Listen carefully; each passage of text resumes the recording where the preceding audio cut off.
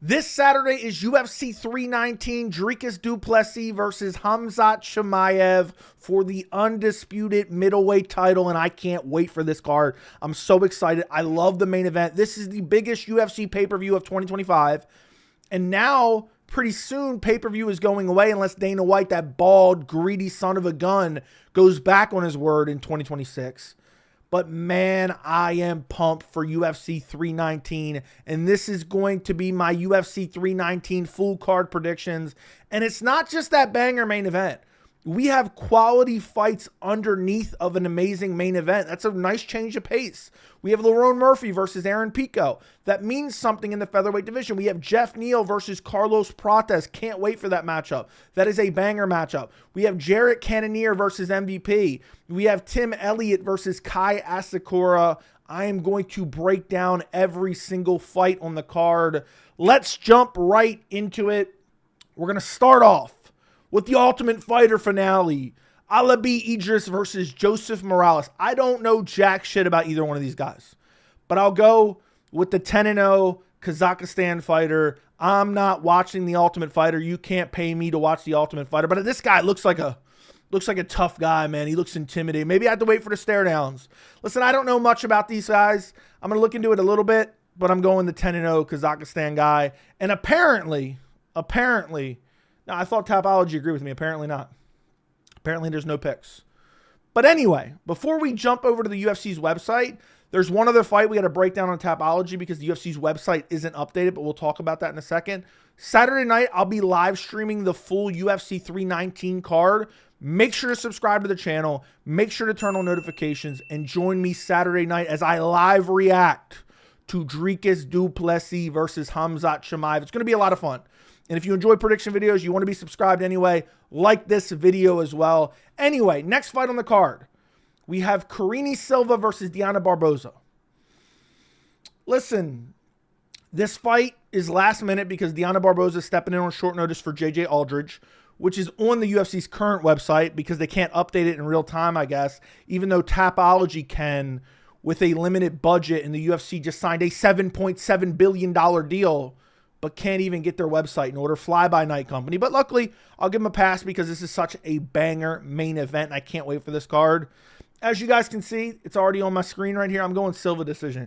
Karine Silva, I think, is much better than Dione Barboza. The loss to Viviane Araújo is not that good considering Viviane Araújo is like 75 years old. But she didn't get completely dominated. She just kind of wore out a little bit, ended up losing the fight. Before that, she beat Ariane Lipski. Before that, she's getting finishes over multiple low-level opponents. Where Dione Barboza is coming off a win over Delana Belbitsa and lost to Miranda Maverick, which isn't a horrible loss.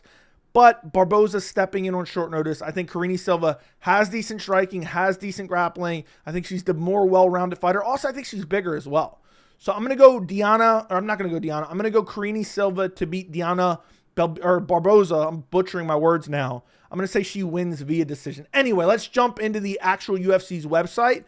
Next fight on the card, we have Bryan battle versus Nora Sultan Ruziboev. You guys know who I'm rooting for in this fight. I want to see Nora Sultan Ruziboev win this fight, and I want to see him celebrate with his coach. Man, the dogs are barking, man. I'm hoping the dogs are going to be barking on Saturday night because Nora Sultan's an underdog according to Tapology. So I'm hoping the dogs are barking. Listen, this is a tricky fight. I think both guys are kind of underrated, but this is going to be at middleweight. Nora Sultan Ruziboev is a former welterweight as well. Bryan battled his last two fights, missed weight. He beat Randy Brown by split decision. Didn't look all that great in that fight. Really just clinched up with Randy Brown the entire time, and he missed weight. He came in overweight for that fight, so he had a weight advantage. And he just kind of pushed Randy Brown up against the fence and made it like a pressure clinch fest. And he won the fight via split decision in a fight that a lot of people thought Randy Brown won. Before that, beat Kevin Jousset. I think he missed weight for that as well. So it's like, go up to middleweight now. You're a former welterweight. And does the skills really translate against a guy in Nora Sultan Ruziboev, who I have no idea how he even made welterweight? He is 6'5". How the hell was he making welterweight? Which is absolute insanity. Anyway, Nora Sultan Ruziboev is coming off a win over Dustin Stolfus, which isn't the greatest of a fighter. Eric Micanico, who just beat Cody Bumdage last week, KO'd him. Before that, lost to Joaquin Buckley, but that was a close fight. Kind of got out-grappled and out-cardioed in that fight. Before that, beat Cedric Dumas and Bruno Ferreira on short notice. Listen, I think the dogs are barking. I'm going Norris Sultan Ruziboev. I think he's a finisher. I think he has lots of experience. I think he's the naturally bigger fighter, and I think he's the better striker. Bryan Battle's good, but he's bullying guys at welterweight while missing weight. Bryan Battle's essentially a welterweight version of Christian Rodriguez, who looked great at bantamweight when he's missing weight and bullying, guys who look feminine like Cameron Simon. But going up to middleweight against a fully hydrated Norris Sultan Ruziboev, who has excellent striking, who has decent grappling, who isn't cutting weight to get down to 170 that's going to affect his cardio and durability, I don't see Bryan Battle winning this fight. If he does, I think he's going to have to out-grapple and just put on a clinch fest against Ruziboev. I thought Ruziboev even looked good against Joaquin Buckley, even in a fight that he lost. And Bryan Battle isn't going to have that weight advantage unless he comes in and misses weight for middleweight. So I'm going to pick Norris Sultan Ruziboev to get it done. I think Battle has decent power, but I don't, who's he putting out? He put out Gabe Green. I think he might have missed weight for that as well. Maybe that's what I'm thinking of. Maybe he didn't miss weight for Kevin Jousset. I'm not looking at his full resume right now, but he's missed weight in some notable fights. But it's Norris Sultan Ruziboev is not Gabe Green. Norris Sultan Ruziboev has decent striking. He has decent grappling. He has a large frame, pause. He has a crazy reach, even though Bryan Battle has a 1-inch reach advantage. He's 6'5", and I think he gets it done up at middleweight. I think he's going to be the better fighter. I'm going to pick him to beat Bryan Battle via decision at UFC 319. Next fight on the card, we have Edson Barboza versus Drakkar Klose. This is a tough one. I've been going back and forth on this one. 39-year-old Edson Barboza. Edson in his prime, this is a lock, man. Edson Barboza in his prime is a lock against a guy like Drakkar Klose. Does he still win this one? Maybe. He's a slight favorite on Tapology. Not that I care about odds, but I'm always curious, like kind of what people are thinking. Man, I hesitate to pick Barboza. I hesitate to pick him. He's coming off a loss against Lerone Murphy. No shame in that. Lerone Murphy's a elite featherweight. Before that, he beat Sadiq Youssef. Before that, he KO'd Billy Q, who a lot of people were picking in that fight, I remember. Before that, lost to Bryce Mitchell, lost to Giga Chikadze. That's a long time ago. I just wonder how Drakkar Klose is going to be coming back after that brutal KO against Yoel Alvarez. But before that, on a decent win streak. But against who? Joaquim Silva, Joe Selecki, Rafa Garcia, Brandon Jenkins. Barboza is an elite striker. He's still an elite striker, but he's lost some of that speed. And he's slowed down. He's taken a lot of damage. He's been in a lot of wars. He's 39 years old. I know Drakkar Klose is 37, but he doesn't have as many miles on him. I mean, Edson Barboza is 24-12. Drakkar Klose 15-3. I mean, that's a lot of damage that Barboza has taken, even in fights that he's won, and he's lost 12 fights. He's lost 9 more fights overall in his career than Drakkar Klose. I'm going to go Drakkar Klose. I'm convincing myself I'm going Drakkar Klose. Naturally, prime for prime, Barboza absolutely washes Drakkar. I could see Barboza chopping the legs a little bit, but Drakkar has decent grappling, which he can mix in against Barboza, which has always been his kryptonite. Pressure him, grapple him, hold him down, push him up against the fence. Barboza fades because he's so explosive. I could see Barboza finding like a highlight reel KO, but what I think will most likely happen is you'll probably see Barboza win the first round, chop the legs, Drakkar will shoot a couple takedowns, get stuffed a bit, maybe work his way to a clinch position, start dirty boxing a little bit, knees to the body, start investing in the body work to slow Barboza down. And then the second and third round, I think Klose will get closer to some of the takedowns, maybe even get a takedown or two, hold Barboza down for a minute or two in a close round. And I'm going to go Drakkar Klose via decision. I just think Barboza's past that tipping point where I'm picking him to beat any quality fighter anymore. And you lost to Bryce Mitchell, who's a straight up scrub. And that was 3 years ago when Barboza was far closer to his prime. So essentially, I'm taking Drakkar Klose because of the miles on Edson Barboza. But I am worried. Where's Drakkar Klose at after getting brutally KO'd by Yoel Alvarez?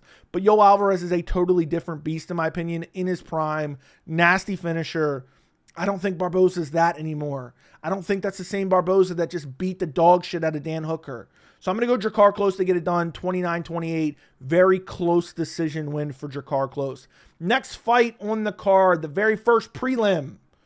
We have Chase Hooper versus Alexander Hernandez.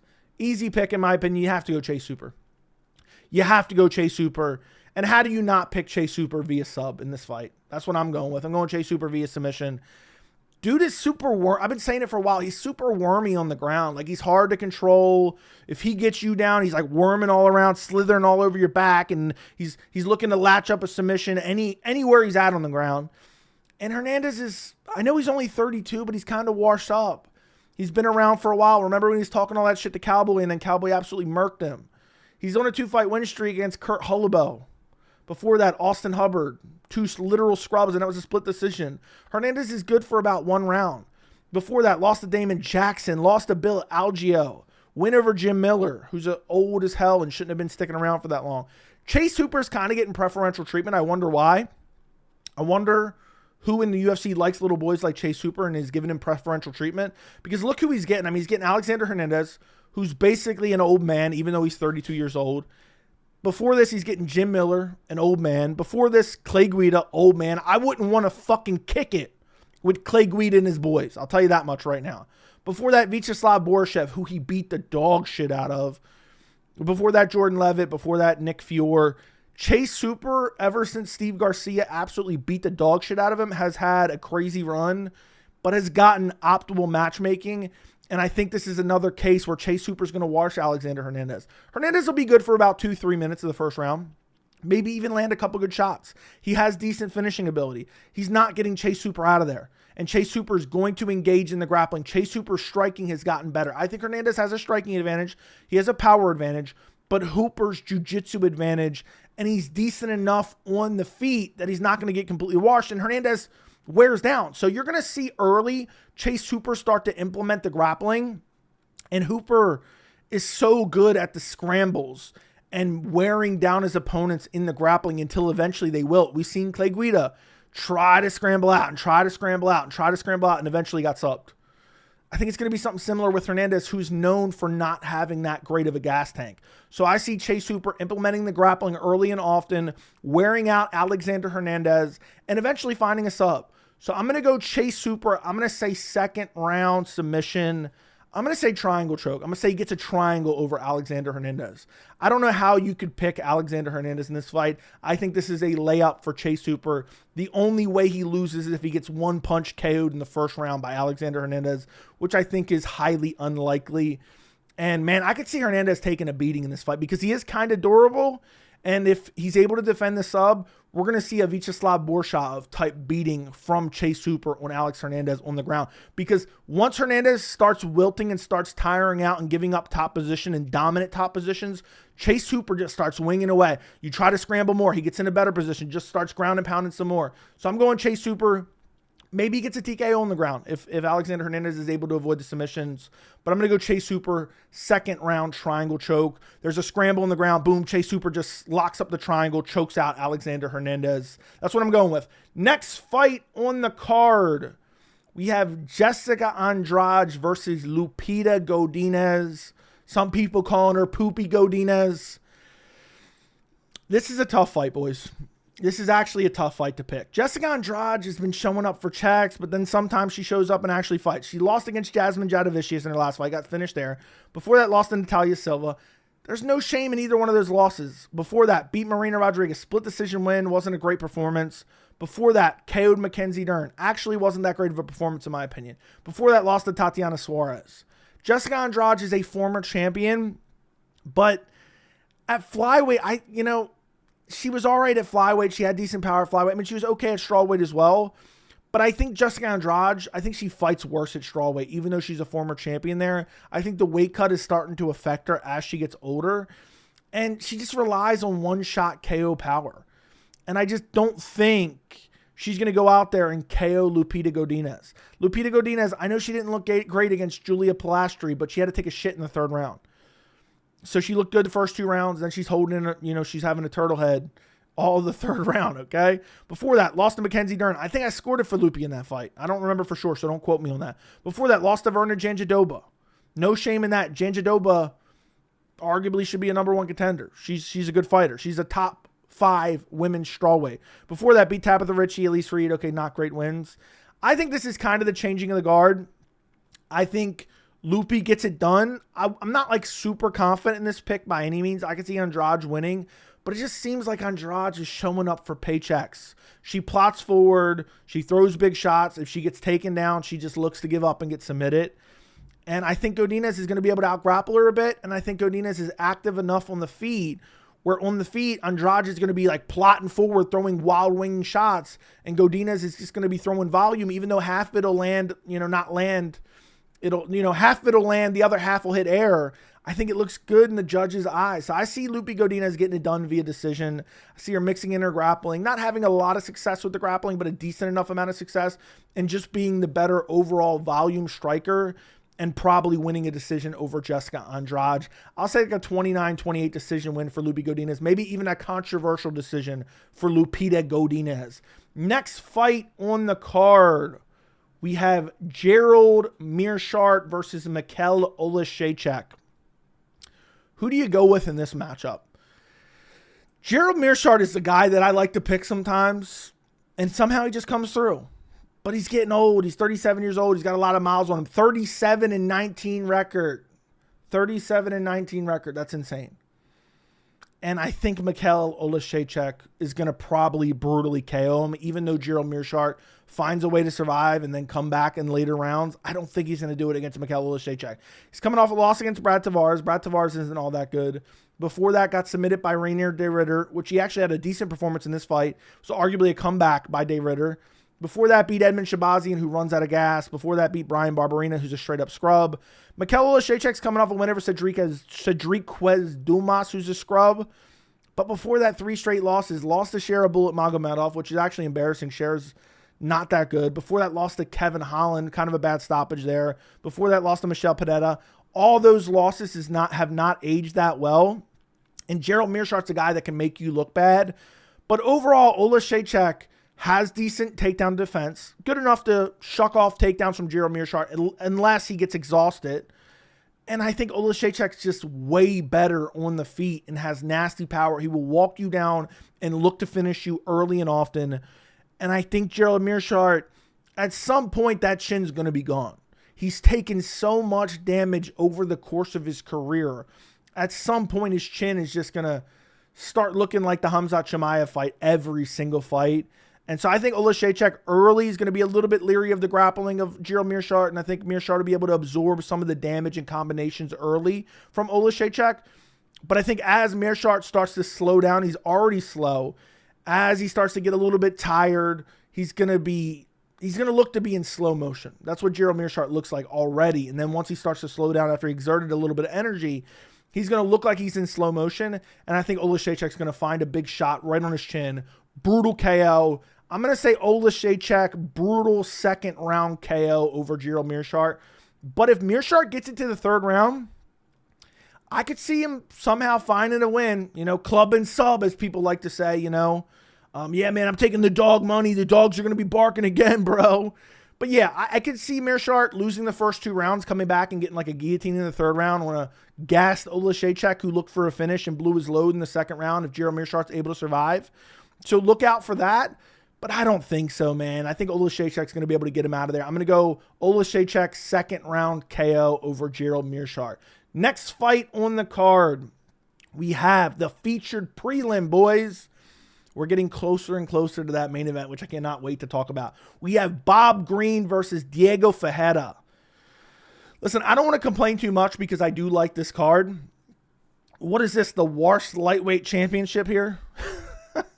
Neither one of these guys belong in the UFC anymore. You have Bob Green coming off a loss against Mauricio Ruffy where he got spinning back kick KO'd.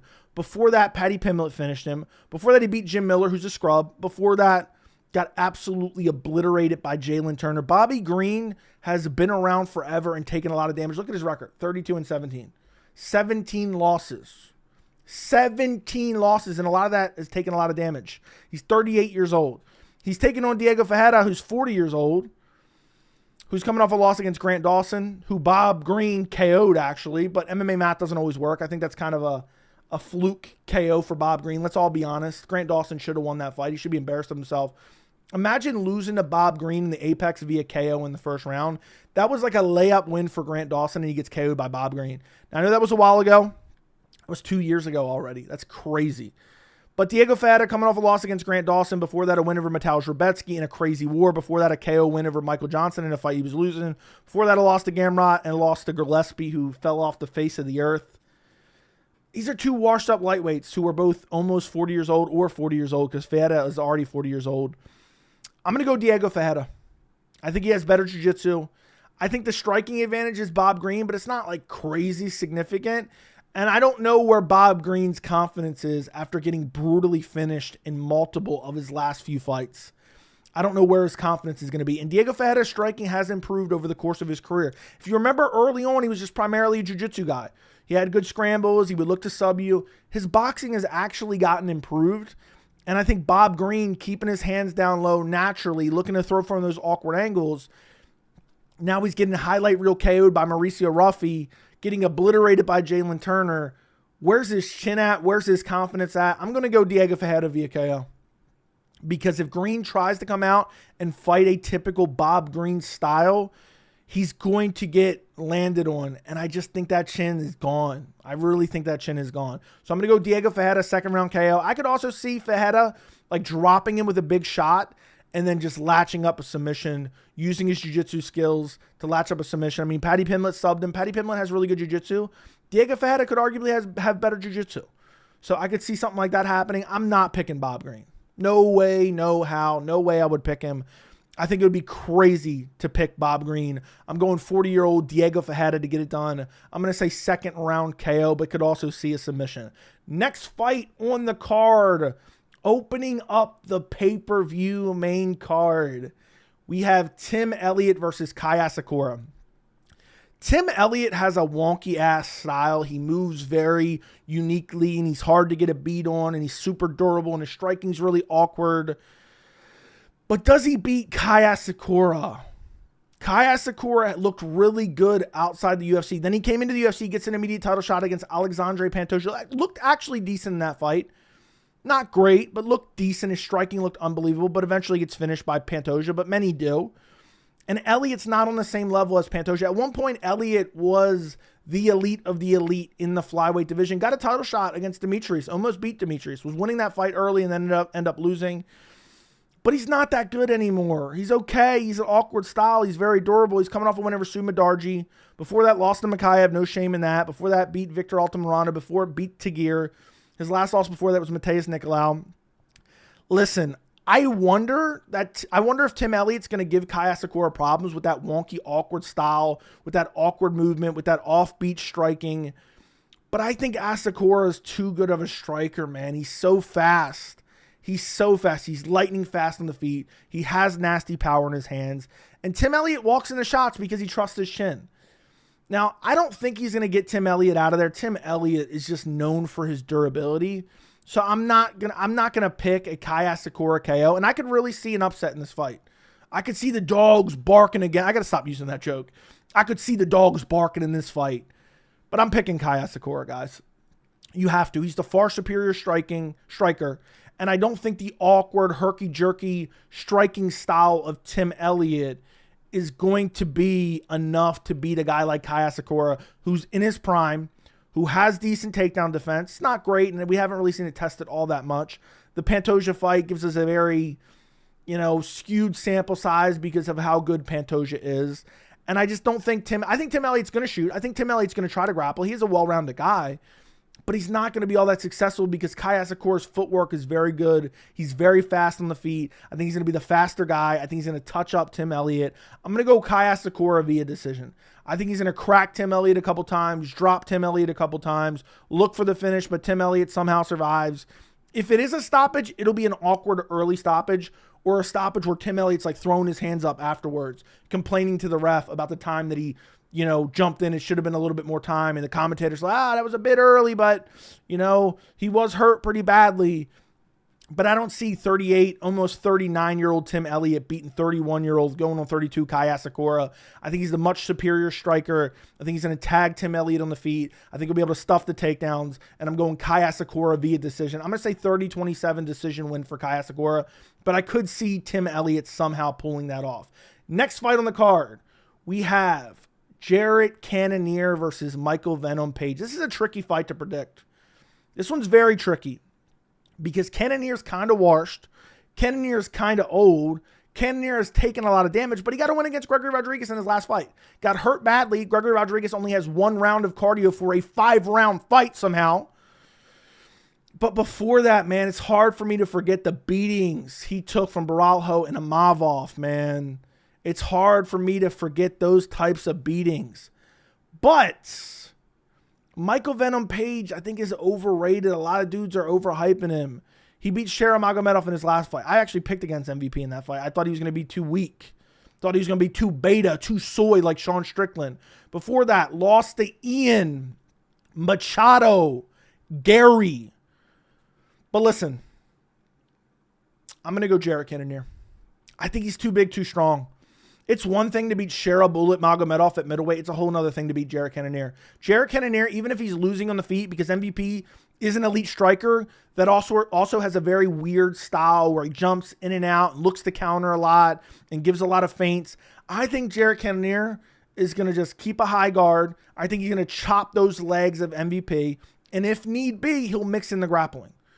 But I think Jared Cannonier, he's not going to get put out by a shot by MVP. MVP's power does not translate as well up at middleweight. And Cannonier has brutal leg kicks. You have those skinny little legs of Michael Venom Page. And I just don't know if they're going to hold up. I really don't know if they're going to hold up. And you have the fights, against Lima, where Lima kicks the leg out from underneath MVP. And then as he's trying to scramble up, hits him with a massive uppercut and KOs him. Okay? I think Jared Cannonier's too much man. I'm being dead serious. I know that sounds crazy. I think Jared Cannonier is too physically strong for a guy like Michael Venom Page. I mean, just look at the body difference. Michael Venom Page could probably fight at lightweight. Jared Cannonier used to fight at heavyweight. Okay? And even though Cannonier's 41, age, the higher the weight class, the more age is irrelevant. And MVP's 38 years old. I think Cannonier's going to walk through that funky style, look to mix in the grappling if he needs to, but he's going to abuse the legs early and often, which will help him set up the hands. And we're looking at an MVP that was taken down and controlled in the second round by Kevin Holland. Kevin Holland is a bummy-ass grappler. So I think anyone can really out-grapple MVP, but Shara Bullet Magomedov has trash wrestling. So to sum it up, I'm going Jared Cannonier. I'm going to pick Jared Cannonier. I'm going to say via decision because MVP's kind of hard to corral and he has this awkward kind of snoozer fight style at times. But I think Cannonier is going to be able to impose his physicality, get him down. I could even see like a ground and pound TKO for Cannonier. I see this fight honestly making MVP look really bad one way or another. But I'm going to say Cannonier is able to win a decision. I just think he's too big, too strong for MVP. MVP thinks he's having fun up at middleweight. He's got another kind of weird, awkward matchup that really doesn't make a whole lot of sense. And I think he's going to pay for it against a guy like Jared Cannonier. It's crazy to me that 80% on Tapology is picking MVP to beat Jared Cannonier. It really is insane to me. Because he lost to Baralho and Imavov, who were title contenders. MVP is nowhere close to a middleweight title contender. Nowhere close. You know what Baralho would do to him? Do you know what Imavov would do to him? Do you know what Dricus Du Plessis would do to him? Do you know what Khamzat? Oh my God, what would Khamzat do to him? You know what I would do to him? Pause. I'm going with Jared Cannonier. I could see a TKO finish. I see a lot of leg kicks coming from Cannonier. Cannonier has a decent fight IQ. And I think he's going to neutralize Michael Venom Page's style with a lot of clinch work, a lot of dirty boxing. And he will mix in the takedown and use the wrestling if he absolutely needs to, because MVP is super hard to track down with that weird in and out movement. I'm going Cannonier to get it done.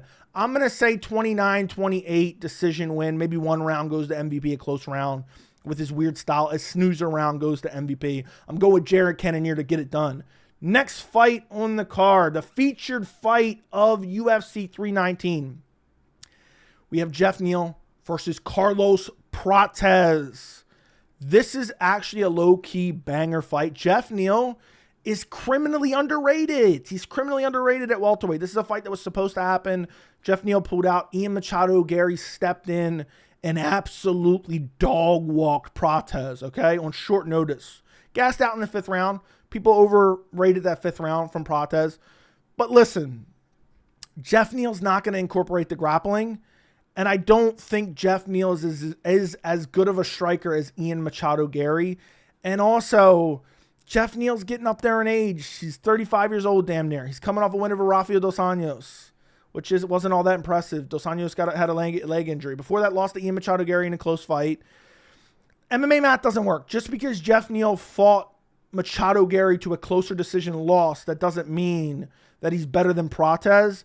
But I do think Geoff Neal can win this fight. Geoff Neal has nasty power. Geoff Neal's an underrated boxer. And the fighting nerds are a bit overrated. But right now, I can't bring myself to pick Geoff Neal. I just feel like I would be regretting it on Saturday night while they're walking to the cage. Oh, what did I do? The smart pick is Prates. But don't get me wrong, and this is one of the reasons I absolutely love this fight. Geoff Neal is like a litmus test. He's a gatekeeper of the top 10 of the welterweight division. And there is a chance that what we saw from Prates against Gary, there's a chance there's more to come against Geoff Neal. Geoff Neal, impossible to take down. Geoff Neal, nasty boxing. Geoff Neal, decent power on the feet. But I think Prates is just slicker on the feet, has the nasty Muay Thai, has a significant reach advantage, 3-inch reach advantage, has a height advantage, 2-inch height advantage, or 3-inch height advantage. I think he's going to pepper Geoff Neal from the outside. I think he's going to attack the body. I think he's going to be throwing teep kicks. I think he's going to be circling well. I think he's going to be finding counter shots. I think he's a little bit slicker on the feet. I think Geoff Neal will have some success. I think it'll be a close fight. I think Prates will absorb a little bit of damage from Geoff Neal. But ultimately, Geoff Neal's just too inconsistent, man. He's just too inconsistent. And I know his losses over the last few years aren't that bad. Gary as well as Rakhmonov. He beat Vicente Luque, but Luque's a dead body. He made Luque a dead body. Before that, lost to beat Ponzinibbio.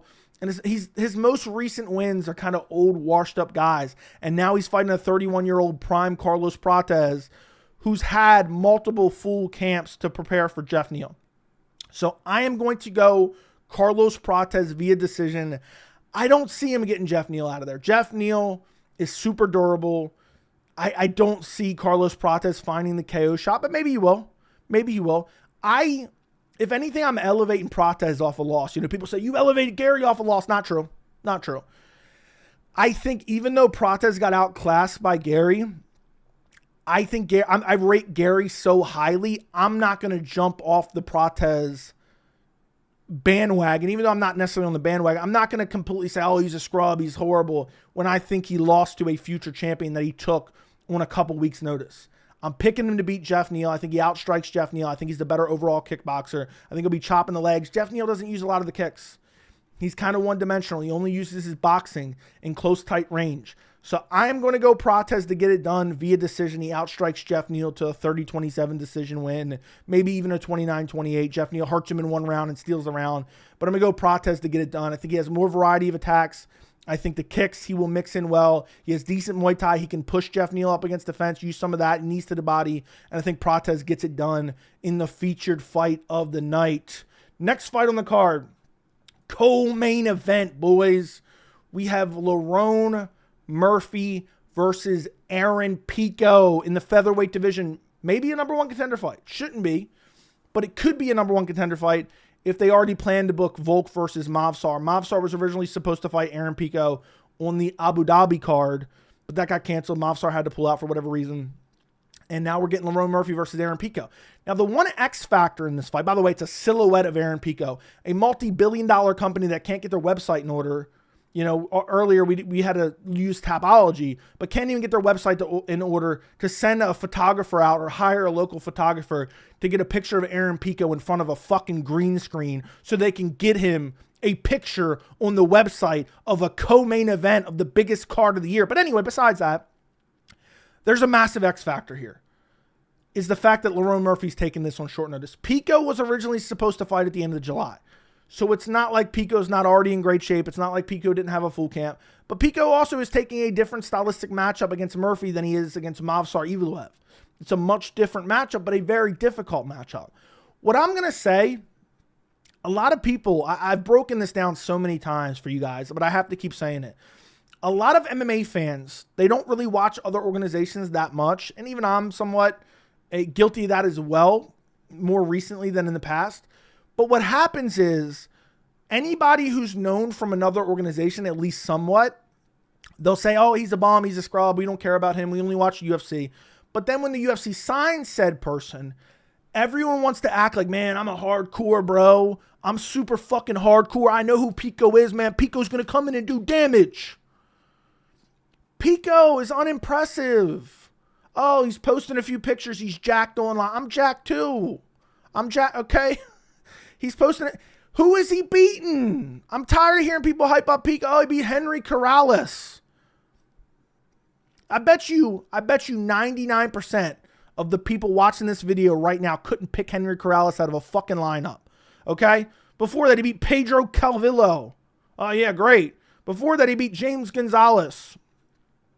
Who are these guys? Who are these guys? Before that, lost to Jeremy Kennedy. Okay? Pico has only beaten scrubs, and he's also lost multiple fights in Bellator. Now, that's not to say that Pico's some scrub, okay? He's a decent fighter who has good wrestling. His striking has evolved.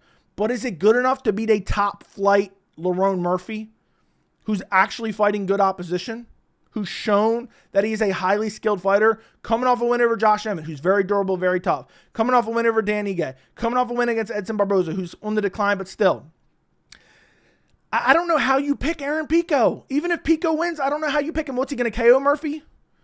What are you going to base that off of? Oh, well, Murphy had a close fight against Gabriel Santos, 3 years ago, 2.5 years ago at this point, which was crazy to see because I think Santos took that on short notice. But I do wonder what kind of shape Murphy was in when he accepted this fight against Pico. I do wonder about that. And I do wonder, he is a big featherweight. Is he cutting weight to get down? Is he going to have a botched weight cut? I'm very, very curious. Also, you do have the fact that Murphy's 34 years old, but he could arguably be in his prime right now. Pico's 28. I think he's overrated. I think he has a lot of people telling him, man, you're the best, bro. He's kind of like a Bellator. He's a Bellator Bo Nickel. And he lost multiple times in Bellator. And for some reason, you have people wanting to be hardcore, saying, yeah, man, Pico's going to win.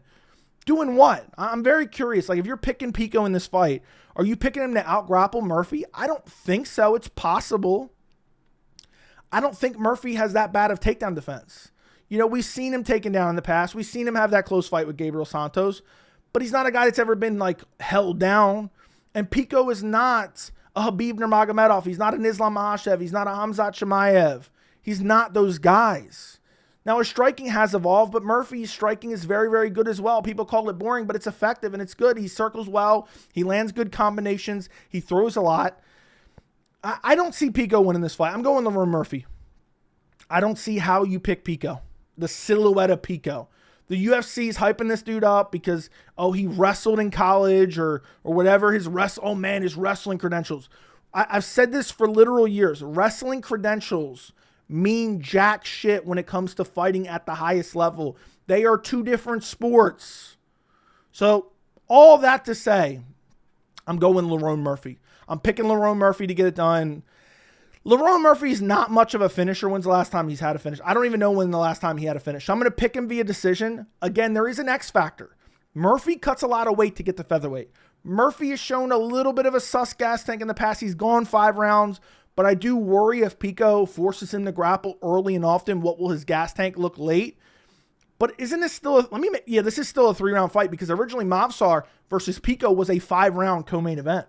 So Pico is going to be in the best shape of his life. He was preparing for a 5-round fight in late July. So it gets pushed back a couple weeks. Murphy accepts it on a couple weeks' notice. That is the mega X factor in this fight. But full camp for full camp, easily Lerone Murphy outstrikes him on the feet, defends the takedowns, maybe gets taken down once or twice, but he's not going to give up a finish, and he's going to scramble right back up. And I think he's more physical than Aaron Pico. I think he has a size advantage over Aaron Pico. And he has a decent fight IQ as well. So I'm picking Murphy. He's more well-rounded. He's not, his ear isn't full of yes men. Yeah, we're going to give you a title shot if you beat Lerone Murphy. Yeah, man, if you beat Movsar, we're going to give you a title shot because of Dagestani privilege. I'm going Murphy to get it done in the co-main event. I'm going to say decision win. I'm going to say 29-28 decision win, even 30-27 decision win for Lerone Murphy, unless he's completely out of shape, just showing up for a paycheck. But from what I heard, allegedly he was offered oh, look, this is going to be a title eliminator. So maybe that's why Murphy took the risk. And maybe he's not in great shape. So that's something to keep an eye on. But I'm going Murphy to get it done via decision over Aaron Pico. Next fight on the card, we have Dricus Du Plessis versus Khamzat Chimaev for the undisputed middleweight title. I wonder how many people just opened this video, clicked on this timestamp right away. So what's going on, guys? If you didn't watch the rest of the video, go back and watch the rest of the video. Dricus Du Plessis versus Khamzat Chimaev for the middleweight title.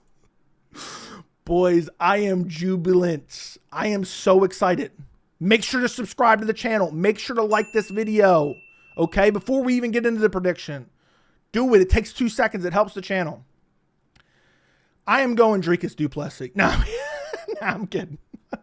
Khamzat Chimaev is going to run through Dricus Du Plessis. I told you guys this for months before the Robert Whittaker fight. I said Khamzat is going to buzzsaw through Robert Whittaker with ease. I think we're going to see something similar against Dricus Du Plessis. I really do. I know Du Plessis, it's funny, you know, all the memes, man, Du Plessis by banana peel, Du Plessis falling piano. Du Plessis is kind of shit. And he just out willpowers these guys. He breaks these dudes. He has crazy heart. But I don't see a way for Dricus to win outside of fluke injury. I'm not seeing it at all. I'm not seeing it. I'm going to do a full breakdown on this fight. So make sure you keep an eye on the channel. I'll just do an individual breakdown for this fight. Dricus can get away with being sloppy when you're primarily striking, okay? Because he's super durable. He has unbelievable willpower. He has good cardio. He can get away with it. Oh, I'm sloppy. Look at me throwing, charging forward, throwing these sloppy shots. But where you can't afford to get sloppy is in the BJJ when a dude is snatching up your neck, okay? You can't slop it up to get out of a rear naked choke. You can't tough it out to stay awake when someone is cutting the blood off from your brain. You can't do it, okay? It's just not possible.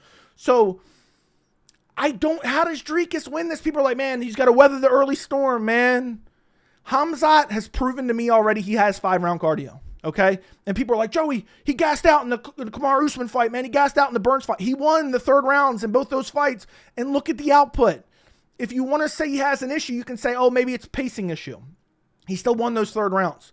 You cannot compare 3-round fights to 5-round fights when you have to look at the output, okay? Maybe he would have paced himself more if it was a 5-round fight. But either way, he still won those 3rd rounds, and he went to absolute war. I don't think he's going to run into that type of resistance here because he's going to be able to ragdoll Dricus. Dricus is very good, but he's a bit overrated. 2 wins over Sean Strickland mean absolutely nothing. Sean Strickland is incredibly overrated and an absolute scrub and refused to fight in his last fight. And Khamzat would maul him and finish him in 1 round. There's no doubt about that, okay? If Sean Strickland and Khamzat were in jail, Strickland would be holding Khamzat's pocket. Before that, beat Israel Adesanya. That is a quality win. He was losing the majority of that fight. I don't care what the scorecard said. It looked like Dricus was about to quit, and he just kept pushing forward. His refusal to lose. And then he attacks in those offbeat moments.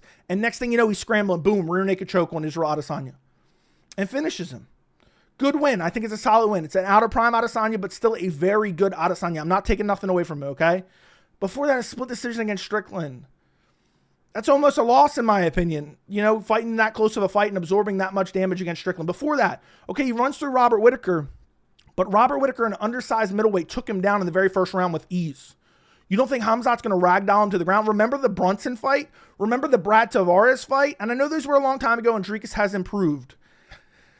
Listen, there's no amount of improvement from Dricus from those fights that is going to catch up to Khamzat Chimaev, who is the best grappler in the UFC. So if you're banking on a Dricus win, you're like, oh yeah, man, he's got to weather the early storm. Khamzat is not going to fade. And having sloppy jiu-jitsu, there's no weather in the early storm. You're not going to weather that early storm. It's not going to happen. And even if he does, I think Khamzat can win a decision. I think Khamzat can finish him via TKO. I think Khamzat can submit him on the ground, TKO on the ground or on the feet. I could see Khamzat coming out and 1-punch KOing him Gerald Meerschaert style, but I'm not going to pick that because Dricus Du Plessis is very durable and he's not a guy that I expect to see very soon getting, you know, looking chinny, but he could get KO'd. Khamzat has nasty power. And then you have the pundits, some people saying, and his coach even saying, man, Dricus should go out there and shoot a takedown. And I'm going to talk about this in my dedicated breakdown. You have people saying, yeah, man, Dricus, go out there and prove that you're not scared of his grappling. Shoot a takedown. Mark my fucking words right now. Someone comment the timestamp. Mark my words right now. If Dricus goes out there in the first round and tries to grapple, he will be humiliated for the rest of his career. Because if he shoots a takedown right away, you know what's going to happen? Khamzat's going to latch up a Darce, and the fight's going to be over in under a minute. That's what's going to happen. And he's going to be humiliated. It's going to follow him for the rest of his career. Everyone's going to meme him for the rest of his career. And then people are going to try to build some type of rematch. Well, he made a mistake, man. He got gaslit, man. I think Dricus is smart enough to know that's all kind of bullshit. Okay, they're talking about that. I want to grapple him. And there's no doubt in my mind Dricus wants to grapple Khamzat a little bit for a pride thing to prove his point because he is a savage. I don't think he's dumb enough to try to grapple early. If he grapples, he's going to try to grapple a worn out Khamzat Chimaev in the third, fourth round. And that's really the only path to victory for Du Plessis, is that Khamzat goes crazy looking for a finish early, isn't able to get it, and then Khamzat gasses himself out, blowing his load, looking for a TKO or looking for a submission that he just can't find.